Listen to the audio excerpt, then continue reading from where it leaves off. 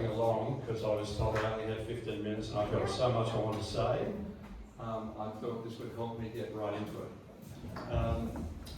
I don't normally use notes, but I've got so much to say I will. Firstly, I'd like to thank Ray for setting this forum up and inviting everybody. I don't know if any of you, I presume all of you have read his letters to the editor in the Southern Wire, and I must tell you, as a former retired barrister, I read those and I think, wow, he writes very, very well. And I don't mind telling you, I spoke to him and I said, Ray, if I run for council, could we run together? And he said he would reserve. Now, anyway, I was invited tonight to talk about the AVO, but I'm going to use the opportunity to speak about a lot of things. Firstly, I would like to thank the council. By the way, my lawyer said to me, don't mention any individual councillor, only talk about them as the councillors. Now, firstly, I'd like to thank the councillors for making me the most popular man in the Southern. The fact is, I cannot walk down the street without someone saying to me, good on you for speaking out. And I don't mind telling you this, I'm glad it's me. Do you know why I'm glad it's me? Because even though I don't have broad shoulders, I love a fight. And I think I'm capable of defending democracy in Australia. And I'm sure I can defend democracy in the Shire, the Wingecarribee Shire. Now, I found what's happened to me incredibly offensive, but I'm not joking, I am so popular. I'm so popular that I'm sure that at the next election it would either be Ray or me for mayor. Now, because I respect Ray so much, he would be the mayor. Now, of course, I am a very proper person, and there's no chance I will run for council, recognising that I am a property developer, without getting a sign-off from a very prominent QC, independently selected. I might ask council to pick a QC and get them to give me a list of QCs I should get to say, look, I've retired, I've handed everything over to my children, I don't have any brothers, uncles, aunts, mothers, fathers in Australia, there's only me and my 2 children. So I'll say, can I, having handed everything over, and also giving a guarantee, that I'm retired, and I will not come back after I've been mayor or deputy mayor and put in DAs to this council. I will simply be completely independent. I don't want to get myself into trouble by running for council in circumstances where I haven't had a proper legal sign-off. Now, I'm going to now talk about, and I think it's important I say this, because this is actually a political speech by me, because I actually want to be elected. So I think it's fair that I turn around and spend a little bit of time on who am I? Okay, who am I? I'm the father of these 2 gorgeous twins, sitting in the front row. Who I am is I am a Greek. I'm the son of Greek immigrants who arrived in the late 1950s. I was born into Paddington. I consider myself a really valuable member of society. Why? Because I give back and also I stand up for rights. So I just put a couple of slides up here. I funded in my parents' name the University of New South Wales and the Sydney Library archive of Greeks that arrived in Australia. I highly recommend you read it. I'm on the Diamond Donors list at St Vincent's Hospital. That's the list up to $250,000 donations. I was approached. Who was here for the last fires? Yeah. Okay. So anyway, everyone said, oh, we're raising money. And I said, no, I'm not going to give you money. I said, you tell me what you need. They said, we need a fire truck. I said, there's a fire truck. I bought them a fire truck. Now, who am I? I don't want anyone in the room thinking I don't like tattoos, because I actually have one. My tattoo's on my chest and it says K.O. Angus, because that's the name of my farm, which is my passion, my love, and my devotion. So I don't want anyone thinking I dislike people that have tattoos, because I'd be a hypocrite, and I'm not a hypocrite. By pure coincidence, as you know, I not only have an AVO against me, but I have criminal charges against me. By pure coincidence, I am actually the fool. I'm the fool that did 2 citizens' arrests. 2, not 1, 2. And one of them I received a police commendation for, and the other I received a reward of $2,000. Now, why did I do that? Because I really like justice. And I was motivated, and I saw these thieves, and I did citizens' arrest. So I'm a friend of the police, not an enemy of the police, but we'll talk about the criminal criminal charges a bit more in a moment. Now, I'm into democracy. I'm actually just back from America. I went there for the 250th anniversary. What anniversary was it? Hello? It's a republic. Yeah, it's a republic. Now, let's talk about democracy. I actually went to, where did I go? I went to the Obama the new library in Chicago. And this was one of the mottos on the library. Our collective futures depend on your willingness to uphold your duties as a citizen. I thought of me then.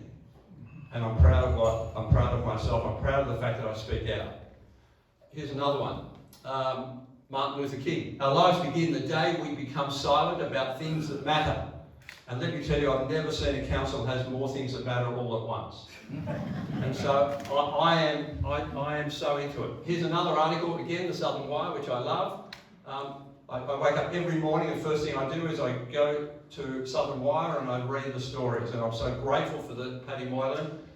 It's such a valuable resource. Anyway, I thought this article, Democracy Demands Accountability. I said exactly right. Let me move on. Here's this one. This is another one about democracy. Again, Southern Wire, 22nd of July. 6 attempts, 6 refusals. Democracy depends on every councillor being heard. I think you may know what that article is about. It's about Sarah Moylan was not allowed to speak at the council, which I thought was really appalling. Now, Larry Whipper, former councillor, all us long-termers will know who Larry is. He said, when he heard about these proceedings against me, he said, what an insult to democracy. He said, I haven't always agreed with Theo, but he's spot on this time. Now, I'm proud of the fact that as a property developer, I've met so many councillors, so many mayors. Every one of them is still my friend. But why is it all of a sudden that an AVO is required against me? We'll talk about that a bit more in a minute. Now, let me move on, excuse me. So, now, okay, sorry, I missed a photo up here. Who knows who this woman is? With the chimpanzees. Stephanie? Jane Goodall. Now, some of you may have still been, in this room, I'm looking around actually, the majority of you were still at school in 2006. Jane Goodall came to the Southern Highlands and stayed with me in 2006. Why did she do that? Because I bought an island in Lake Victoria and I gave it to her to turn into a chimpanzee colony reserve. That's why she came and stayed. And what did she do when she was here? We arranged for her to go and give a speech to the children at Oxford College. So some of the councillors may be young enough to have been there that day, which would be quite a coincidence. In any event, all I'm saying is, I think I'm a good guy. I don't think anybody is scared of me, other than perhaps intellectually. Now let me talk about the AVO. Now, the most important thing I want everyone to understand is this. The magistrate in Mossvale has said twice, sorry, I'm going to digress. It's important everyone understands that the AVO is to do with correspondence that I wrote to the council. Every one of my letters was on a political issue. So we're clear on this, I've never threatened anyone at council, and there's no allegation I did. The allegation is that I kept writing to council. I kept writing to council, and so what did council think they needed to do to stop me? Is they decided to get an AVO. Now, I'm going to just point out to you a couple of documents. Now, what's happened is that there's been a couple of councillors accusing people of being faceless. Everyone see that story? Some people, I understand why they're faceless. Because they're nervous of being apprehended and having an AVO put on them. Here we go. Let me say, excuse me. So actually this was written this is a story, I was actually in Gettysburg that day and I was interviewed by Sky News. And I was interviewed because I'm such a vocal advocate against the Victoria Barracks being given to private hands. So I've had articles written in the Daily Telegraph. I was given this interview. So what I'm saying is I'm not an anarchist, I'm an activist. And so that article led to a whole lot of good commentary. And here's one. Oh, doesn't he look dangerous? No wonder the Mayor and the GM need an AVO on him. My word, I expect he has a sharp tongue about his person and knows how to use it. So, bottom line is that people, I think, face it because they're nervous about having an AVO against them. And I'm here to say you have good news. All of you faceless people out there, do not worry, you can't be AVO'd. I'll tell you why. Now, there's a number of documents that if you've got an AVO against you that are relevant. One is free speech in local government. It's relevant, but I'm not going to go to it because there's a more relevant document. There's another document called Public Forum Policy. But the most important document, which I think was written about me, Managing Unreasonable Conduct by Complainants. Now, I'm a complainant. The most important thing, by the way, is this document is 20 November 24. Okay, so what does that mean? Think about it. It means the council themselves declared this document then. Okay, so I've got a document which says this is what you do when someone's unreasonable. And obviously they think I'm unreasonable, so unreasonable they sought an AVO. Now, I'm going to go straight to the most important paragraph in this document, which says this, section 4.9.3. It says that unless a complainant's conduct poses a substantial risk to the health and safety of staff or third parties, the manager, governance and corporate performance will provide them with a written warning about their conduct in the first instance. What that means is that don't worry, no, they can't AVO you unless they've notified you that they're unhappy with you. Okay, so first instance. Okay, and then another section which says, this will become relevant in a minute, if you bear with me. Another section which says, in rare cases, and as a last resort, when all other strategies have been considered, the manager, governance and corporate performance and the general manager may decide that it is necessary for an organisation to completely restrict the complainant's contact. Now that's me, by the way. In case you don't know, I've also been banned from going into council. Now, why is this so offensive? Why am I so unhappy with what's happened to me? The simple answer is this. I agree, I wrote many letters to council on so many topics. But what I did in August 2025, which is about 8 months before the AVO was sought, I said this, if I'm ever impolite or unprofessional, this is a letter I wrote to council, if I'm ever impolite or unprofessional, please feel free to let me know. Now why did I write that? Because not that I thought I was being impolite, I thought I was being critical, but appropriately critical. But in other words, I said, look, if you're unhappy with me, let me know. But they didn't let me know. The first time I found out that the council were unhappy with me was when the police contacted me and said, we've got an AVO against you here. So now, the good news is this, is that there's not a chance on the planet that I'm going to lose this case. But the reality is it's a little bit more offensive than that, and that I believe that ultimately I will succeed, but also I will then, unfortunately, have to seek compensation from council's finances. And it's not that they really have got that much money that they can afford to be fighting me. Now, by the way, the matter was in court on Monday. Council solicitor was there for the second day, costing money. I don't mind spending my money because my money is my money, but council is spending your money, fighting me. Okay? Now, I don't think that's satisfactory at all. I also wrote many letters to the council saying, look, if I'm intending to publish this letter next week, if you're unhappy with it, please let me know. I think 6 of my letters said, look, I'm going to publish this if you're unhappy. Never once did they say to me, we're unhappy with your letter. And so ultimately, as I said, I feel as though what's happened was improper, but more importantly, it had a different motivation, which was more that they did not want me speaking or criticising. Now, I'm going to move back to the AVO. The AVO we've discussed. Let me talk about the criminal charges. So there's 3 criminal charges against me. Now, the magistrate has said twice to the police prosecutor, you do realise that in every other case this is a ticket offence, which means I should be fined, not charged with a crime. But I understand that when the council asks the police to do something, that they're somewhat obliged to do it. But the bottom line is, and so we saw on Monday, we said we need a 3-day hearing for this, and the magistrate said 3 days for a matter that is normally a fine. I mean, I'm thinking of the police time, the court time, the public time, council money.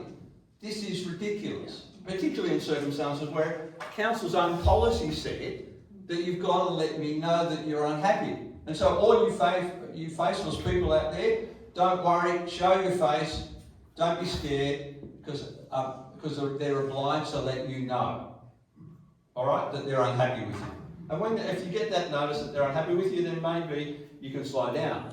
Now, let me talk about the criminal charges. The criminal charges basically arose because I was due to give a speech at council. I saw permission to give the speech in writing. Is that 5 to go or have you gone 5? 5 to go. Oh my God, I'm not halfway. Maybe by popular demand I'll get an extension. Are you enjoying it? Yes. Good. So anyway, so what happened is I was due to speak. I gave the council a copy of what I was going to say. The irony, delicious irony, is somewhat weird. I said, look, we've got financial problems. The best way to solve a financial problem is get more money. And the way to get more money is to make the Highlands more popular, both from a retail, residential point of view. I said, look, I've got a great marketing idea. I'm a bit conceited from a marketing point of view. I said, a great marketing idea. Let's start marketing the Highlands as the cool place to live. And here's another line we should use. It's easier to warm up than it is to cool down. And no, don't laugh. I really believe that is one of the many things I love about the Highlands. If it's cool, I put on a jumper. But when it's hot, it's just too hot. And there's nothing you can do about it, other than go in and waste more electricity. Now, so I was due to speak, I got written permission to speak, and then all of a sudden I got a letter on the day saying you're not allowed to speak, your permission's been cancelled. Now what I have found out from within the criminal proceedings, brief delivered by the police, is that council decided I should not be allowed to speak because the speech I gave the previous year was scary. Now, I put that speech online, okay, on YouTube. You can Google it. It's an 8-minute speech. So please look at it. One, that the police brief says it was removed, my permission was removed because my speech in 2005, 12 months earlier, was scary. Plus, I have called for the sacking of a particular member of council staff. I won't tell you who it was. Okay, and so those two things then made it completely inappropriate for me to speak. So I went there and I said, no, look, I've got permission to speak, and the cancellation of my permission to speak was improperly brought. It was improperly brought and for not a proper reason. And so therefore I was going to speak. So what did the council do? They called the police, and the police arrived and they said, you have to leave. I said, no, I'm refusing to leave because I have permission to speak, and the cancellation of my permission is improper. So I was charged with not walking out promptly. I was also charged with putting up a poster on the wall, and the poster was something about why are we spending money on the art gallery anyway. So those two charges basically are the two charges against me. But at the end of the day, those charges are dependent on the cancellation of my ability to speak being properly withdrawn, which there's no way it was proper. Now, I thought I'd have more time. I want to talk about the Finance Committee. So, I'm an accountant, I'm a lawyer. I was Kerry Packer's Chief Investment Advisor, Chief Investment Officer for 10 years, but at the time he was Australia's wealthiest man. Now, I believe that, and I'm a reasonably successful businessman. I believe that who on this room thinks I should be on the Finance Committee? The majority of people in this room. Now, but I can't be on the Finance Committee. Why can't I be on the Finance Committee? Because I have an AVO against me and I'm not allowed to enter council. Now, speaking of AVOs, and I'm going to go backwards a little bit because I think it is a bit funny. I'm going to give you a hypothetical, right? You've got a sitting councillor and you've got a prospective councillor. And the sitting councillor seeks an AVO and gets an AVO against a prospective councillor. So you've got, but then we go to the election and both of them are elected. So you've got one councillor that's elected that has another councillor that's elected with an AVO against them. What happens then? Oh, I know. What? GM has to stand down. Who has to stand down? The GM. No, I said councillor. You've got two councillors, one that's got AVO against the other. I was thinking maybe the one that had the most votes should stay and the one that had the least votes should go. And all I can say is this, politics is a popularity contest. And all I know is this, that other than Ray, I believe every one of you would vote for me second on their ticket. Because I think that I would be the perfect mayor, or deputy mayor, because I acknowledge that Ray would be better than me. Now, so isn't that an interesting hypothetical? Here's another one. A member of council seeks an AVO against a political aspirant, and he or she gets the AVO against a political aspirant. The political aspirant's elected. What happens when the political aspirant arrives at council the first day and there's a member of staff there that says that has an AVO against that person? What do you think should happen then? I was right the first time. Which was? That person that has it should obviously, the member of staff who's not democratically elected should obviously resign. And so maybe I should consent to my AVO, but we'll think about that and see what happens. Now I want to talk about finances, because at the end of the day, finances council is a business, revenue $200 million. And so ultimately what's really sad is that the Finance Committee does not have me on it, but that's for another day. Now, part of the brief against me, which is one of the letters I wrote to council, I'm going to read it to you because this letter was sent in March 25, before we all knew that there were massive financial problems in this council. I said this: I personally have observed council staff working on the roadside of a particular lane for the last week. I observed at different times up to 6 vehicles, 6 council staff members, and a portable lunchroom in that lane. After 1 week of work by these 6 people, and in my expert opinion, I believe that the work that's been done could have been done by one person in 5 days with a backup. I challenge the council, all of you, to go to an inspection of that lane when these works are complete. I challenge you to compare the works done to the timesheets lodged of the work done. I hereby request a report from the council as to whether you believe the amount of work done by this number of these people was in any way equivalent to the amount of time spent on the site.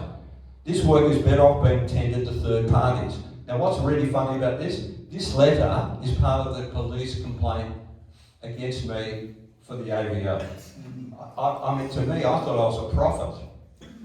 P-H-E-T as opposed to P-R-O-F-I-T. Now this is where on the board I put up this, hang on, I had a little note here which said, 10. This is Channel 10 in talks to outsource news production to rivals and gut staff.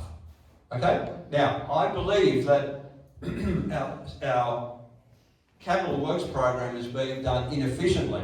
I invited everybody to come and have a look at a perfect example of the inefficiency. Not one council staff member, not one councillor went and had a look. Okay? That was just a perfect illustration. Now, I'm talking about finances. I'm really impressed by some of the council's championing of the gas plant. But I really wonder, why is Reploy an orphan?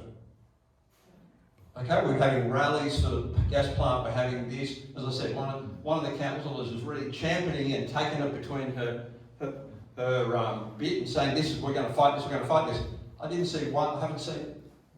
Why is Reploy an orphan? Can anyone tell me that? It's an orphan, in reality. Now, all the money's they're happy to fund the appeal against the gas plant, but not against Reploy. I don't mind telling you, my reading of science says to me that plastics are much more harmful and everlasting, microplastics, as opposed to carbon dioxide.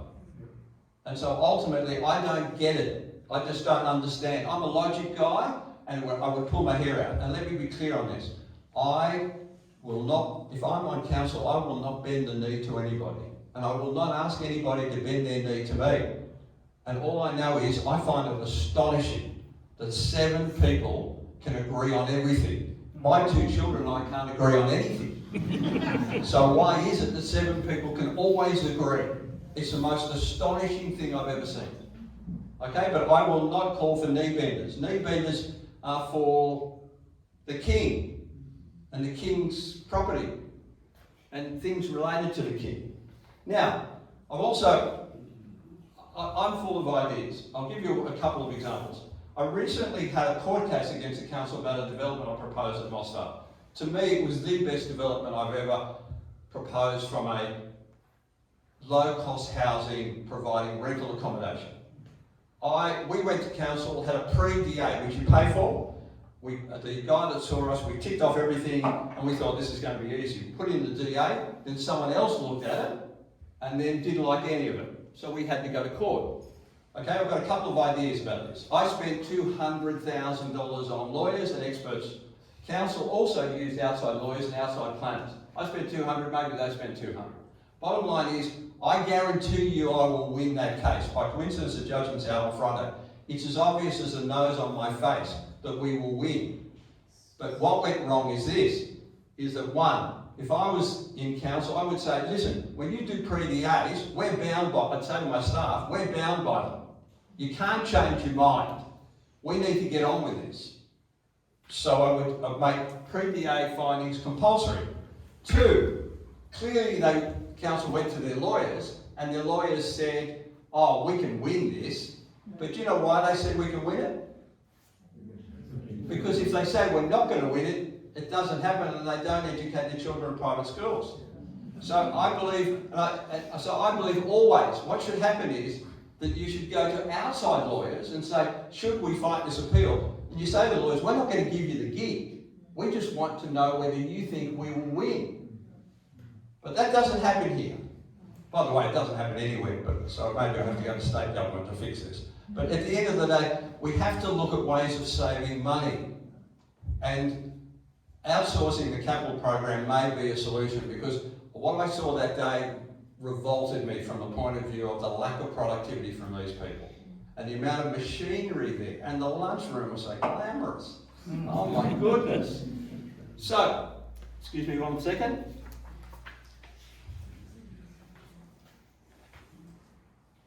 Now, I want to talk about the law. Lawyers are useful. Lawyers are useful and they can save you money. And I'll just give you an example of how you can save you money. Now, you may remember I tried really hard to get council to accept a donation of public money to fund the redeploy matter. Does everyone remember that? Okay. Now, council said no. I begged council to get legal advice. They said, no, we can't because you're a property developer. I said, it's not going to come from me, it'll come from other people. I'll name who the people are. I said, would you please get legal advice on the topic? Now, I do not know, because the answer they refused to answer, I believe they did not get legal advice. In other words, you've got someone here saying, we'll give you $500,000 for free. But all you've got to do is get legal advice to sign off that it's okay to get the money. Do I think that they got the money? Answer, I got the advice. Answer, not a chance on the planet did they get the advice. Because they didn't want to accept the money. Now, I'm guessing. Now, if after this speech tonight, it is proved to me that they did get advice, I'm not going to run for council. That's how confident I am. And so ultimately, what I'm saying to the councillors, who I'm sure they don't want me running for council, you can get rid of me really quickly. Publish the legal advice on why you were not allowed to accept the $500,000 free money. Here's another piece of legal advice which I think is really relevant to our council, which is Bowral South. I also had another court case against council on a piece of flood-prone land, and I was told categorically by council I could not use fill to solve the problem. Why? Because all it does is push the problem downstream, and so of course. I lost that, but after I saw the experts' reports, I didn't even go to court. I accept common sense by pushing the problem downstream. Now, Bowral South intrigues me. And why does it intrigue me? Because there's only one consequence of landfill, and that is to push the water downstream. So I believe council should, if I was allowed to speak to council, I'm not allowed to speak to them because I'm so dangerous. I would say to them, look, you must get legal advice. Legal advice on a couple of things. One, what if you do rezone the land and people build there and then they're flooded and they sue you because you've zoned land suitable for residential? What happens if you are sued, which I think is inevitable, by people living downstream because you caused the flooding on their side to be aggravated as a consequence of the landfill further upstream? Those people will sue you. And so would you please get legal advice on that as well? Do I think they will get legal advice? No. Why? Because because they didn't want to accept the $500,000, they don't want to not rezone Barrel South. And here's a headline which I love. Barry Anstey. Barry Anstey says, it's up here, by the way, if any of you want a copy of any of these, Barry says he's never seen it go as quickly, or has never seen anyone is in a hurry to rezone land. I've never seen a council be so anxious to rezone land. And so I find it very, very curious.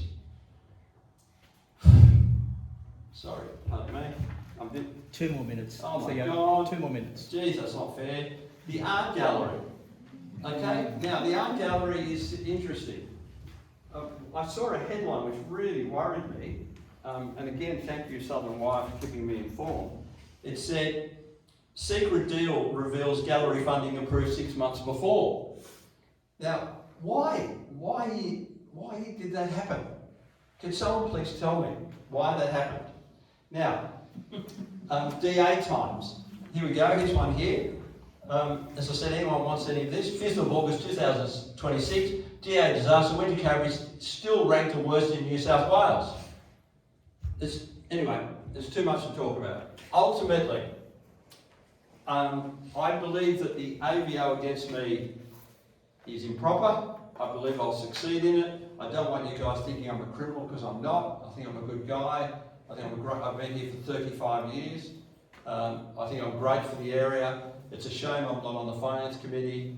And may I apologise and say this. My daughter is unwell and she's keen to go home. And so may I, with your permission, Ray, say if there's any questions, could you please ask me now? And anyway, 2028 is the elections. I'm hoping that I will get legal advice to sign off on me being elected. I'm hoping that Ray, stand up Ingrid.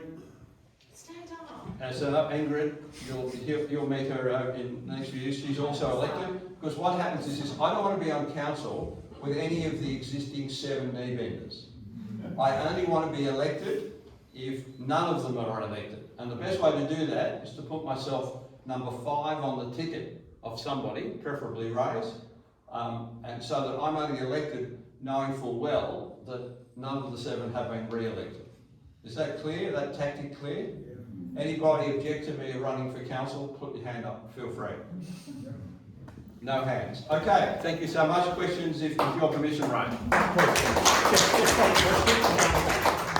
Thank you. Yes?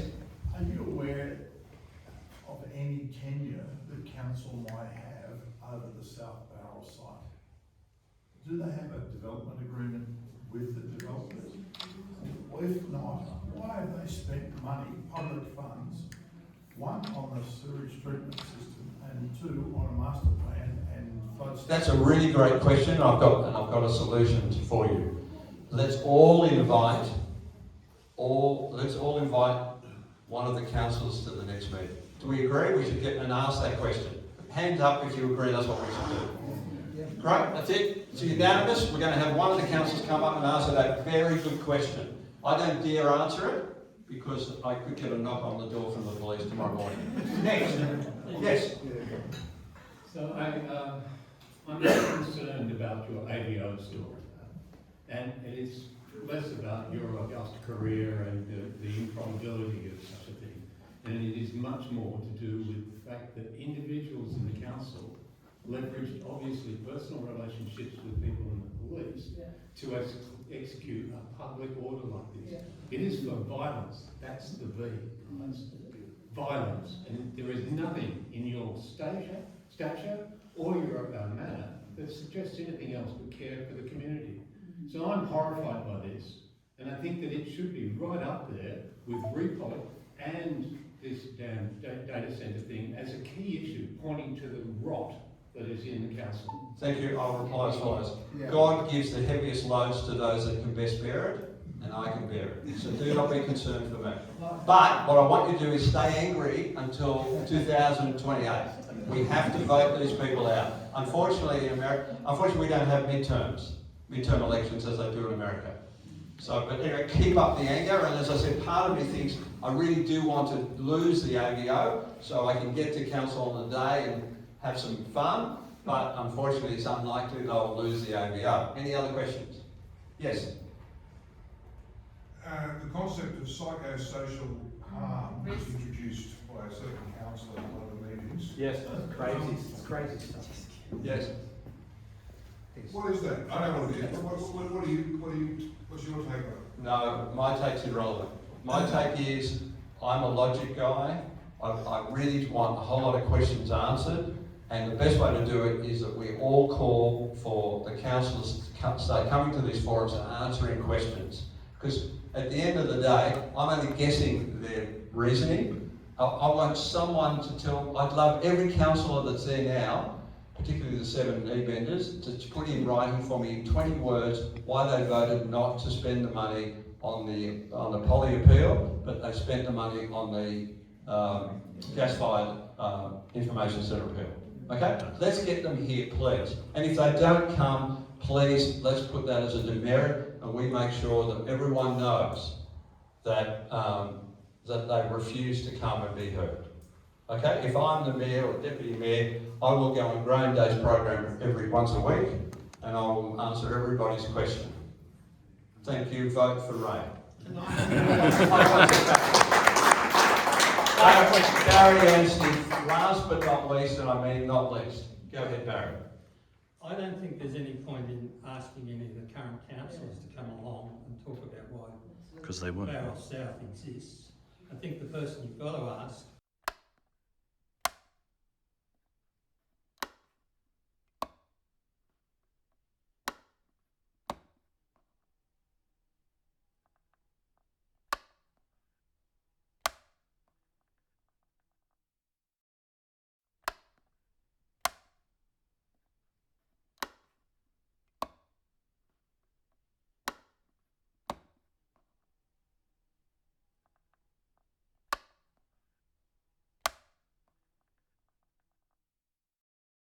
A statement by one of Trump's opponents in America. This is why I love America. Donald Trump isn't just coming after me because of my mean tweets. I can substitute. Presume this is about me, but it's not. He's coming after me because I'm considering running for president. Because he hates that I've consistently called him out over and over again for his lies and deceit. Donald Trump is simply the most corrupt president in American history. He's turned the levels of government into his own personal power ministries. I love America. You can say that. All I did was write letters. And every one of them was on politics. And every one of them was simply trying to get logic. And I don't mind saying I was particularly offended when on the Australia Day celebrations, earlier this year, my daughter, who was a recipient of a prize, she went up and one of the councillors that was there officiating shook everybody's hand, but he or she refused to shake my daughter's hand. Okay, I made a complaint about that. That complaint has not been dealt with. They're too busy worrying about their AVO. Now, at the end of the day, this is why I love America, because all I'm saying is, Barry, you've been harsh but fair. Sorry, you've been harsh but fair on your question concerning Barrel South. I think that I'm being fair tonight. I haven't named any individual council. I'm just saying, there's no logic in what's going on, and then please would one of the 7 come here next forum and speak to us, and if you want, I'll pay for a security guard for you if you're nervous in any way. I'll pay personally, not the council. Alrighty? So anyway, I mean what I said about contemplating outsourcing, and I meant what I said about outsourcing the capital works, because we're horrendously inefficient. The idea they didn't come out and have a look, wow. Wow. Thank you. Thank you. A round of applause, please.